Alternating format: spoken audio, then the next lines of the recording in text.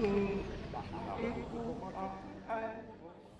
this video, we hear Paula Claire talking about her work. She's a sound poet, a concrete poet, a visual poet.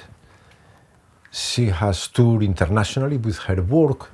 She was also part of the ensemble Concrete Canticle. Yes, that's Mobile Poems Greece. That was the first book that I published, self-published, when I came back from Athens in 1968. And I felt I needed to have some kind of formal presence. So I had to publish a book. You know, in those days, you didn't have any advantage of the internet. And so you had to have a hard copy.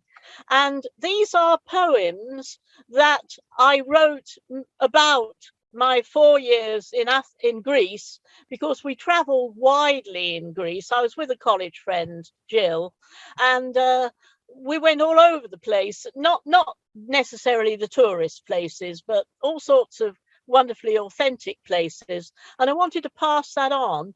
But the text is partly what people would recognize as sentences, and then between asterisks, there were sections that people could freely improvise, and they could improvise any form of the word.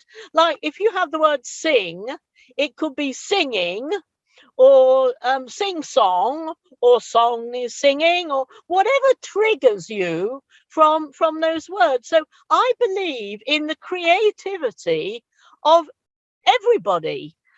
They've just got to have the confidence that somebody believes that they do have creativity. And that's why, you know, I told you at school, we always worked together. All the poems were joint poems. And so I felt right from the very beginning, a poem is not something that's just read by one voice. It's communal. And so that Mobile Poems Greece, which that's what I showed Bob. I took that to that conference. I asked everybody again to join in. And actually, the first time I gave a public performance was in December 1969 at upstairs at a pub, the Lamb and Flag, and it was in Bloomsbury. And this poetry reading session was run by Norman Hidden, who was actually the chair of the Poetry Society. And I presented the text. I usually would then type out. I mean, in those days, no photocopy. You had to type out with a blue sort of print paper in between your copies what you wanted people to do, and hand out a copy to everybody, and then get together in a nice close huddle. Not all, you know, the audience over there and me as poet on a stage, and everybody sort of sitting there, and you don't know whether they're awake or not. No, everybody get together and work on these poems. And until I met Bob, that experience was nice, but people were nervous. But of course, when Bob started taking it as normal, then I got full confidence, and I've always worked since then. And if you believe in people and you're sitting in a nice space together, not on a stage, but you must be sitting together or walking about together, then people suddenly they seem to find what's known as their inner child. Because kids, I mean, I did a lot of work in schools. Kids love it. I mean, they just automatically will join you because they haven't been inhibited. They haven't been taught to think, oh, no, I'm not creative. Oh, no, I don't want to do anything like that. So that's what my communal work is all about. Us all working together. 1974, Bob had a retrospective. That's the Childrith one, isn't it? Gilfrith Arts Centre, Sunderland. And there was a chap up there, oh dear, I've forgotten his name, but it's in that book. And he was very keen on the oral tradition of poetry. And so Bob had an exhibition there, and we were invited to go and perform. And in the afternoon, I gave a performance of my own work. And then in the evening, Bob and I gave a joint performance of his poems and my poems. And I will never forget that day, because we went from Euston, I think it was, and we got a day return to Sunderland. Well, day return, I don't forget how far Sunderland is from London, but I don't know, is it 270, something like that? And so we went up there in the morning, did our performances, and arrived at the station at 20 to 12 midnight to get our train back. And I don't know why, there was one ticket inspector, and he looked at our tickets and he said, "No, you can't do this. You can't have a day return. You won't get to London till 4:45. I won't validate these tickets." Well, I mean, Bob and I, we were really fed up. I mean, we were sure they were valid. And so we thought, right, if you're going to expect us to stay on this platform, we'll give a performance. And we started our sound poems. Bob let out the most terrific roars. This was in the station. And you imagine the echoes. I think there was a police person sort of came up and thought, what on earth's going on? And this inspector, he said, all right, get on the train. So we got on the train and got to London. I think it was about 5 a.m. the following morning. That was our day return to Sunderland. But very important, that magazine, because it's got a lot about Bob, and it's got some illustrations of my work and how we were starting to work with natural objects.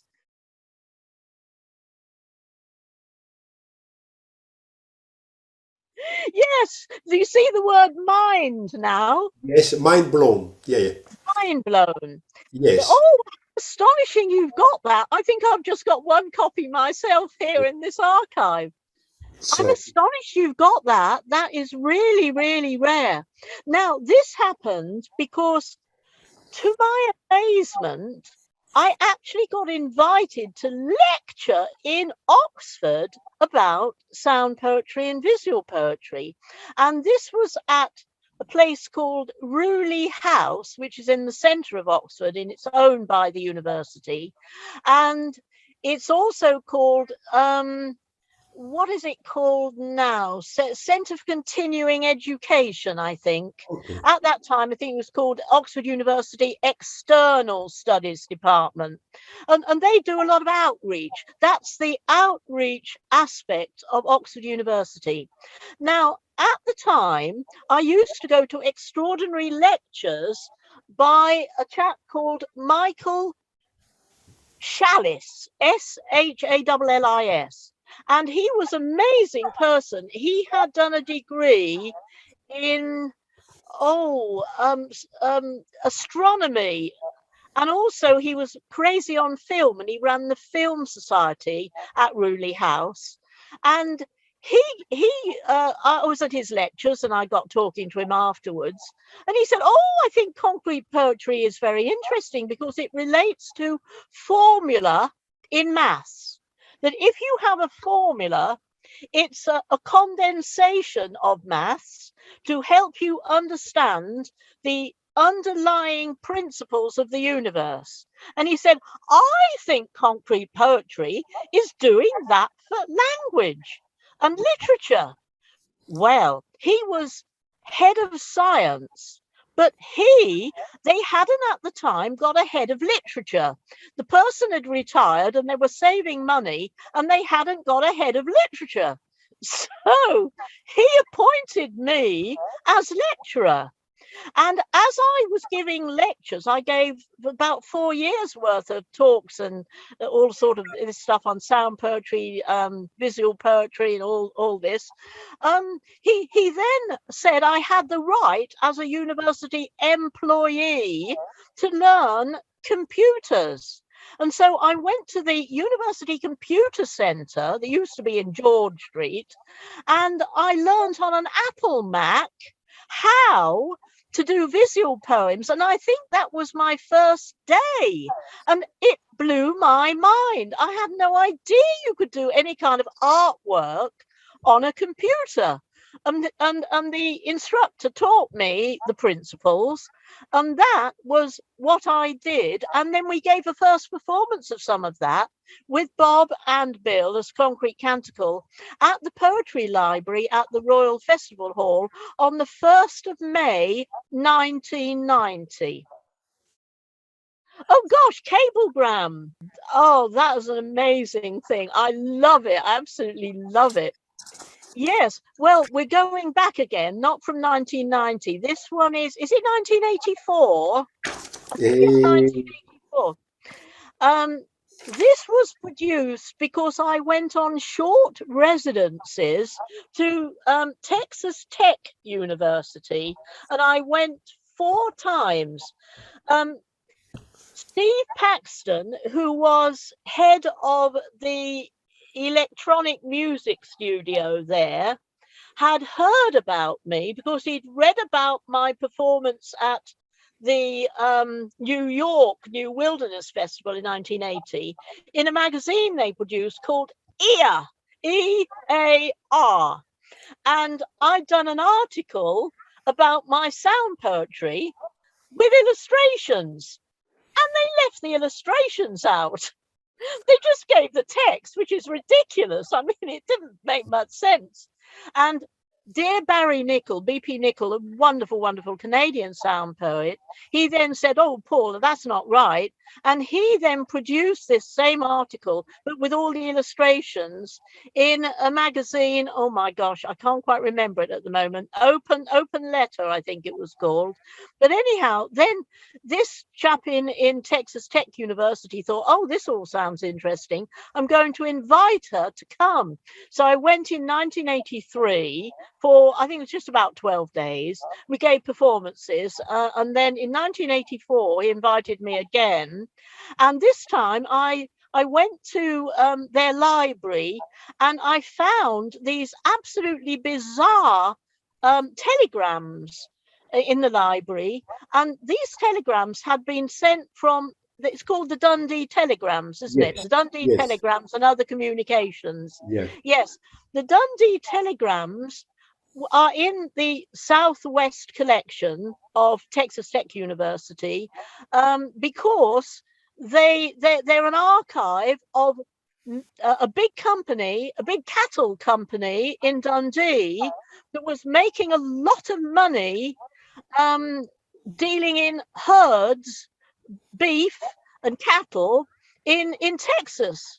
And I mean, gosh, what a lot of money there was to be made. So they didn't want any competitors to know what they were talking about. And in those days, of course, this is in the early 1900s, you could send a telegram. I mean, that was, you know, pretty modern technology at the time. So they didn't send you know, they didn't say, oh, we want you to do this for the X amount of money and we're sending you a certain amount of cattle or whatever. They would say most strange things. I remember one of them, a key word, it was wilderness waffle. I forget what it meant, but they were all in code, and it's bizarre. And actually we did that was recorded by Texas Tech on the first CD that was ever produced of mine, that they produced in 1990. That's Texas Tech University in Lubbock. People would say to me, some colleagues I knew in Oxford, you going to Lubbock? They said, that's in the boondocks. I said, oh, that's a new word. What is boondocks? And they said, that is just the back of beyond. Don't go there, Paula. What are you wasting your time? I said, I'm going there because they are paying me money to go and do my work. So blessings on Lubbock. As I have just mentioned before, I believe it's a communal art. Bob used to say that sound poetry is a very ancient form because in ancient times we were all frightened of the dark, and we huddled round a fire. And somehow human beings learned how to create fire. And so they would huddle round a fire, maybe just inside a cave or somewhere protective. And as they huddled together, they would make sounds that we would recognize as songs, and they would chant words. And chanting creates solidarity. On the one hand, chanting has a very nasty feeling because Hitler was a great person who believed in revving people up and chanting. Then, of course, you get the chanting in football matches for solidarity and how absolutely they love it. And so it's this same spirit of human beings getting together nice and close and uttering together to make them feel safe and that they're not all lonely but belong to other humans, and we're all going to try to help one another. Objects. Two things influenced me in 1972, and I think probably, yes, becoming a mother was the really central one. I was working with Bob at the same time as much as I could, but you realize when you have a baby that the baby has to have an intimate connection with you. And also you watch how that child slowly starts to relate to its environment. And of course, it starts with putting everything into its mouth, which of course is a bit of a nightmare for mothers, because they do so hope the poor child is not going to choke itself to death on something. But you suddenly realize how important objects are, and also this fascinating word texture, texture. Texture is what we feel, and it teaches us, is something smooth, is something sharp, is something bumpy, is something safe, is something nice, etc., etc. But it does contain this very ancient word, text, T-E-X-T, and that, of course, then relates to what we think of as written and printed. So on the one hand, I became fascinated by text and texture, and the way that my little one would always be grabbing hold of my hair or getting hold of my jumper, and then when their eyes focused, they started making sounds to it. At the same time, Bob and I were working on his experiments. When I first knew him, he was doing a lot of typewriter work, but the typewriter letters were all over the page. He had ways of putting these typewriter texts, spacing them all out, and then reprinting them in his Gestetner machine in order to give very complex effects. And then from that, he started to use stuck-on letters and distorting of stuck-on letters, letter-set. That was the big thing we all were using then, letter-set. I think that's quite historic now, the letter-set stuff that you can get your hands on. But then he would put all this printed stuff into his Gestetner machine, and it works on a stencil. The machine burns the stencil, and you have your ink. You put your ink in, and then you turn the handle, and the print will come out. Well, Bob, he was the despair of the technicians. He would put so much ink in, it would all pour out, and his results, his prints, were amazing. There were letter forms, but they would start to be smudged, and they would start to distort and break up. And because Bob and I were working first with set letters, the typewriter, obviously letters that you could hear. Mississippi was one of his famous ones. Whoa, Mississippi. Well, those are recognizable sounds, WHISP. But when he got these distorted things, we would make and these sort of sounds, and then I looked around me and I thought, well, everything's got marks on it. I think we can improvise everything. And that's when I realized over the years, I collected a lot of stones, absolutely love stones. Walk on a beach, can't resist it, pick up a stone. Why? Why do we do this? I think to relate to the ancient past, and we want to belong to our environment. So then at the Poetry Society, May 1973, I had these stones photographed. Bob then printed them for me. Then I made collages of his prints and he reprinted, and that is Stone Tones. And I performed that at the Poetry Society, handing various stones, pumice, smooth pebbles, sharp flints, etc., round the audience and wondering what sounds come out. It's not a performance. What you're hoping is that you can belong to your ancestral past where they were sitting around that fire and they were making sounds automatically to what they saw around them.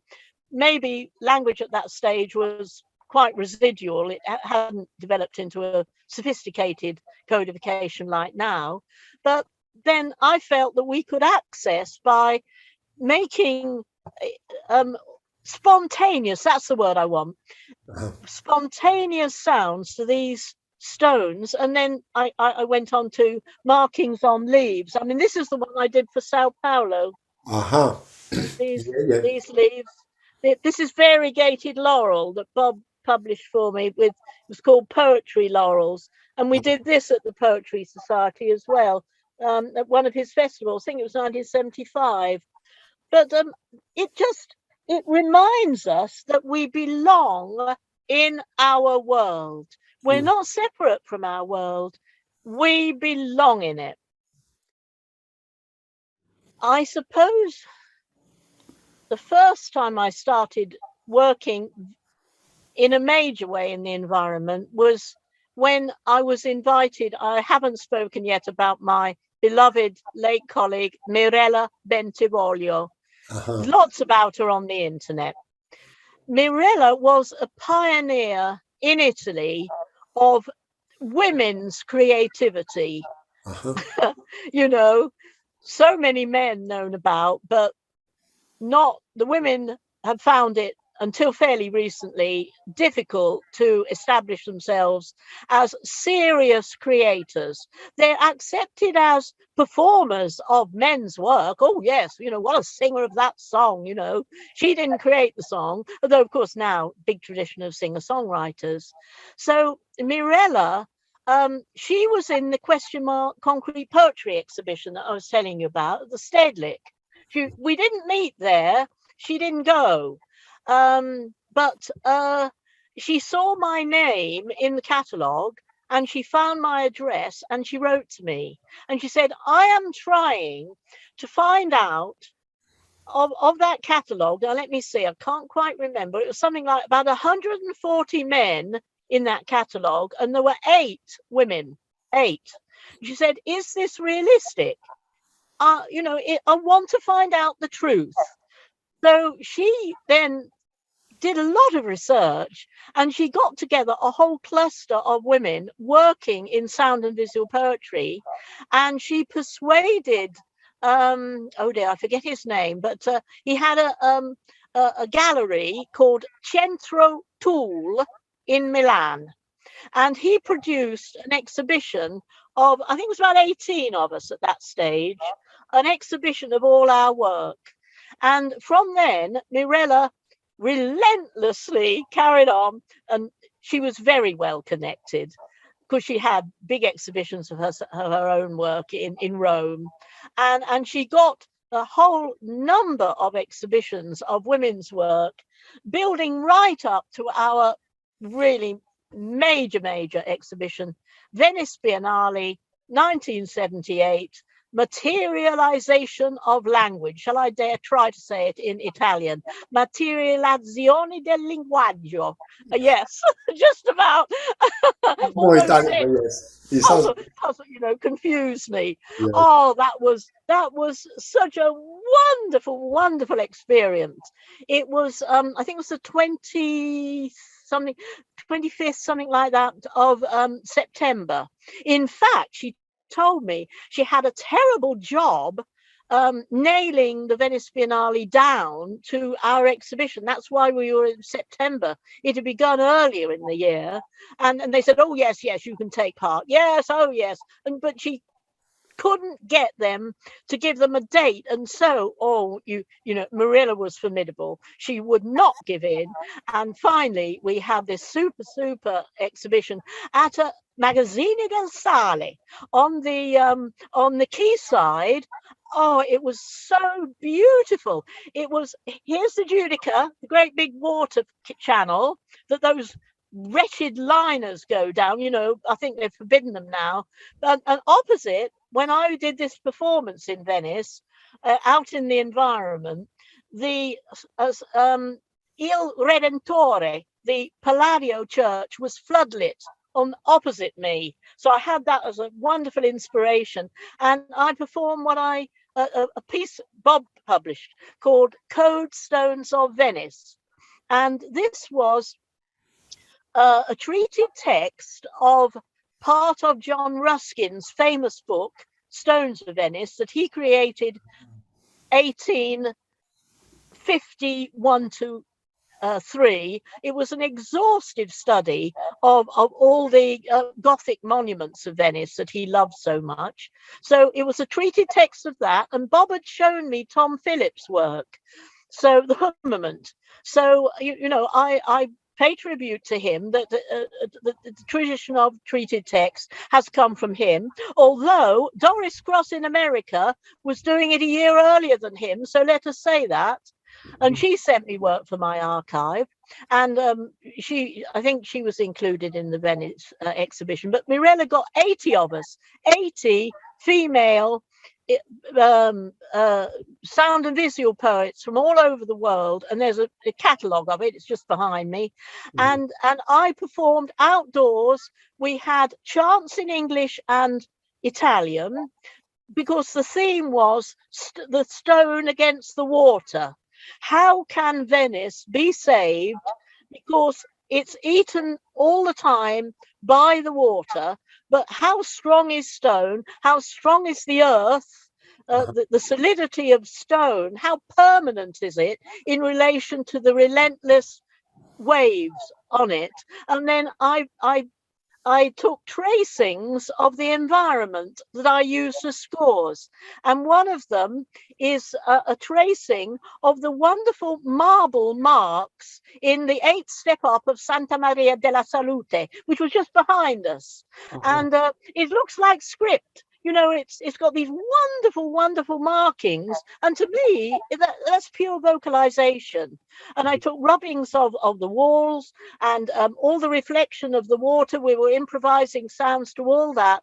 So what I felt that performance gave, and then gave me the courage to go on and work in fields and in gardens and orchards and historic sites. It gave me great confidence to believe that all of us outside an exhibition hall, we began inside to get everybody together, but then we went out onto the quayside and people came drifting in. Tourists came along and said, "Oh, what's going on? Oh, are we to say, aqua onda, aqua onda, aqua onda? Oh yes, let's join in." And so it was a communal experience outdoors. And so I'm ever grateful to Mirella for giving that wonderful experience to us. Hugely important, especially in the 70s, because we felt ourselves rather isolated, and there again, a bit like people huddling around the fire, we wanted to feel solidarity. And so it was through Bob I got to know a lot of people, because he was very generous to me. Behind me, I have got a lot of his early publications of Writers' Forum. And some of these people were from abroad. And then, of course, as he knew people in Sweden and knew people in Germany and in France and in Holland, he would very generously say to them, "Look, Paula's getting a collection together, send her stuff." And I didn't really intend to have an archive. I mean, it's a lot of responsibility, but slowly this stuff kept coming in, and then I thought, oh, I think it is very important to have this archive, and of course meeting Mirella and female colleagues. Or at the Venice Biennale, I met an extraordinary lady, Amelia Ettlinger, and she's a great individual, and all her work is at the University of Buffalo, New York and Buffalo. And there's a talk I gave about my stuff that she gave me here.